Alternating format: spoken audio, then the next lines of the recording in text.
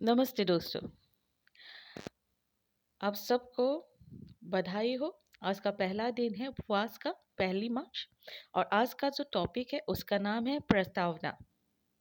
तो चलिए शुरू करते हैं इस वीडियो को। 19 दिनों का उपवास मानव जाति के लिए बहावला के महान उपहारों में से एक है। एक व्यक्ति के रूप में उपवास के दौरान बाह्य मित्रों और सहयोगियों को की प्रतिक्रियाओं को गहराई से मैंने देखा है और कई बार ऐसी चिंताओं से भी दो चार होना पड़ा है कि सूर्योदय से सूर्यास्त तक का उपवास भूखे मरने के समान है या शरीर को दिन भर काम करने के लिए आवश्यक पोषण से वंचित रखता है।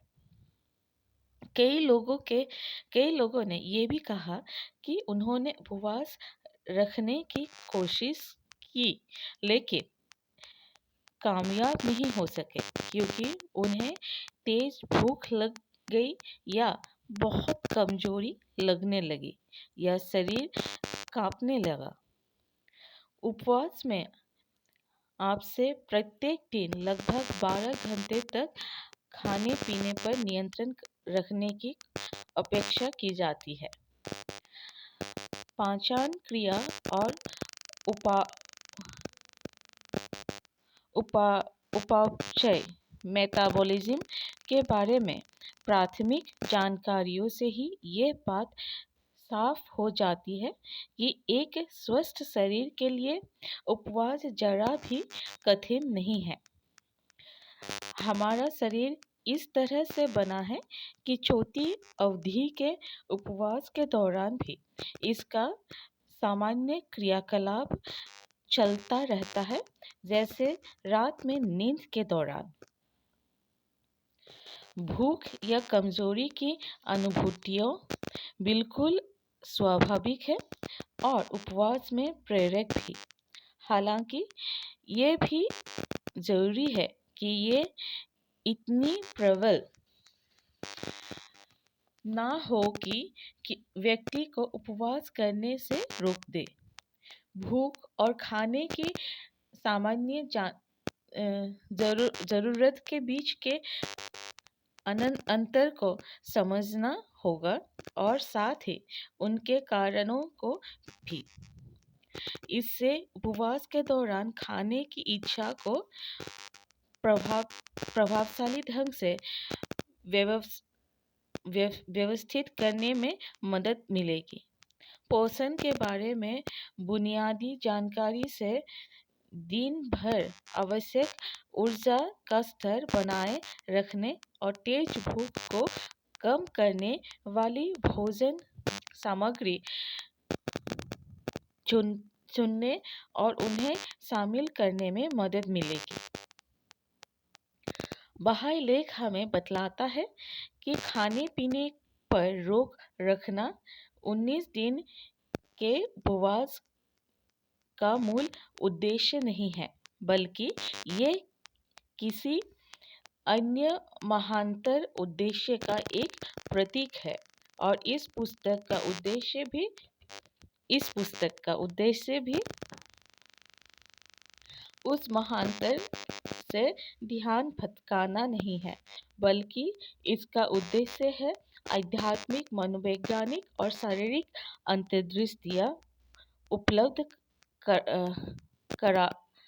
कराकर उस महानतर पर ध्यान केंद्रित करने में आपकी मदद करना और साथ ही जानकारी और जागरूकता बढ़ाकर उपवास को लेकर प्रचलित अनावश्यक भ्रांतियों और चिंताओं से छुटकारा पाने में आपकी मदद करना। यदि आप एक बाह्य हैं और आपने अब तक 19 दिन का उपवास नहीं रखा है, तो ये पुस्तक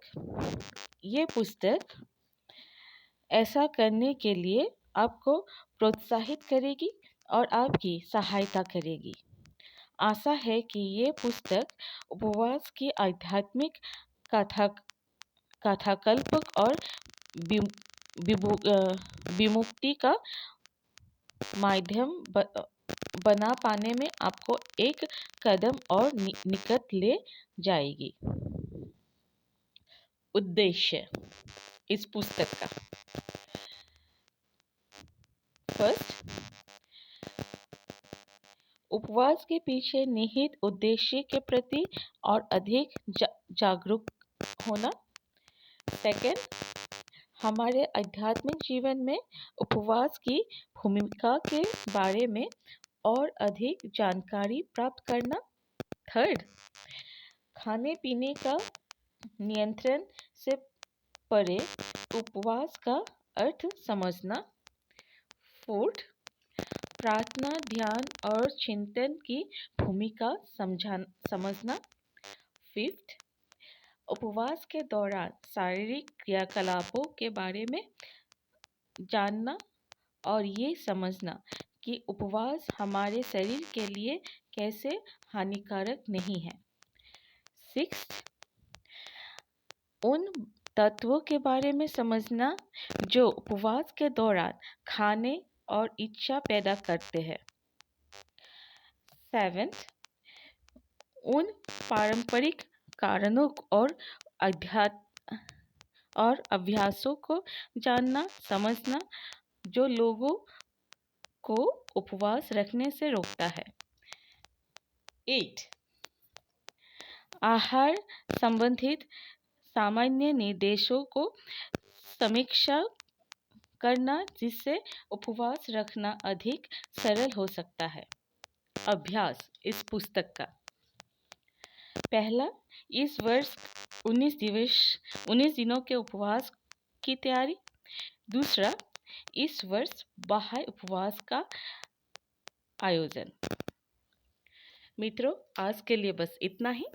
कल फिर से आपके समक्ष आएंगे दूसरे टॉपिक के साथ। धन्यवाद।